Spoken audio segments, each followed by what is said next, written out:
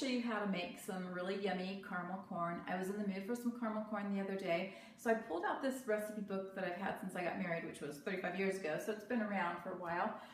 But I pulled it out and found a really easy recipe, and so that's what I want to show you today. So what you need is you need some popped popcorn, however you like to pop it up. Air popped, or I use a special microwavable bowl. However you like to pop up your popcorn. You need 8 cups. This is a little bit more because I had a little extra in the bowl, so this is probably closer to 9 cups, but that's fine too. Then you need some baking soda, light corn syrup, vanilla, brown sugar, and then you can use either butter or margarine. The last time I used margarine and it was yummy, but I'm going to try it with actual butter this time. So I have all my ingredients and I'm ready to go ahead and get started. All right, so what I'm going to do here is I'm going to go ahead and add all my ingredients to the pot here, and I need 3/4 cup of packed brown sugar, so I'm going to go ahead and add that in there. And then I need 3 tablespoons of the light corn syrup, and I'm going to go ahead and pour that in there. Get that all in there. It's nice and gooey. And then I'm going to need 6 tablespoons of the butter or the margarine. And then one thing I did forget to mention is that you do need some salt also. So I'm going to go ahead and get the butter in here, and then I'm going to go ahead and add 1/4 teaspoon of salt. So really basically just a pinch of salt. Okay. All right, so I went ahead and turned my stove on to medium heat, and now that I have everything in here, what I want to do is I want to go ahead and just keep stirring it until everything in my pot is melted, and then I'm going to cook it until it actually comes to a boil.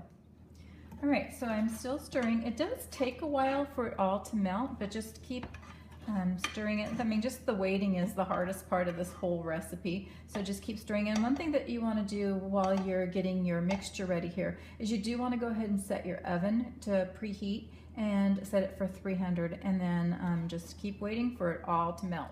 Okay, so everything in my mixture has melted, it's combined, and it's starting to boil now. So I'm going to go ahead and let it boil. Not going to stir it, not going to touch it. Let it boil for 5 minutes.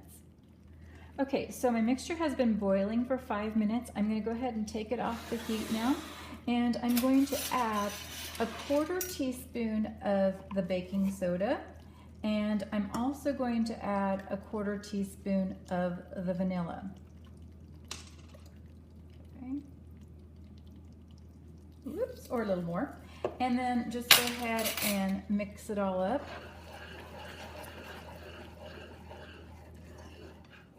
All right, so now that I have the mixture all mixed up, I'm going to go ahead and pour it on my popcorn, and this just to kind of spread it all the way around.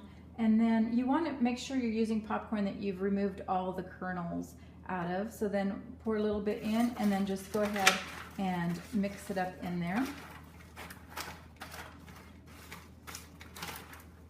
This does get to be a little bit tricky, this mixing it up part, so but there's plenty of mixture. So I just kind of pour a little bit more in, and then just kind of toss it without trying to toss all the popcorn out of the pan. It's really kind of hard to get some of that bottom of it, so just keep tossing it. Like I said, there's a lot of mixture here.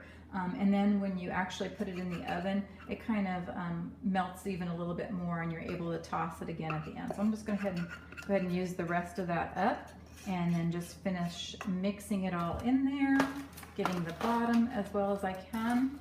There's just so much caramel. That's why I said if you use a little extra popcorn, it's not bad because there's plenty of caramel to go around.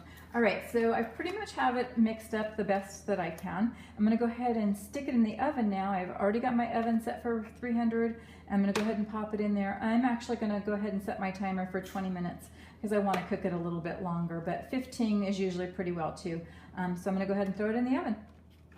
All right, so I went ahead and pulled my popcorn out of the oven and went ahead and mixed it up one more time. I wanted to make sure to get all the caramel that was on the bottom of the pan mixed up into the rest of the popcorn, and then just kind of break it up a little bit. I'm gonna go ahead and let it cool down for a couple minutes, and then I'll transfer it into a bowl. All right, so my popcorn has cooled down and I've put it in a bowl and I'm ready to go munch out. Now there's some other options. If you are going to store it, you can put it in a bowl with a lid on it. And I also like these really handy little food storage. They're bread bags. They just are like a little plastic bag that seals up. So I could put some in here and store it that way. But it's not gonna last long in our house, so I'm gonna go ahead and just keep it in here for now and enjoy. So I hope that you liked this video. I hope that you find it helpful, and I really hope that you get to try this recipe. Feel free to check out some of my other videos, and thanks for watching.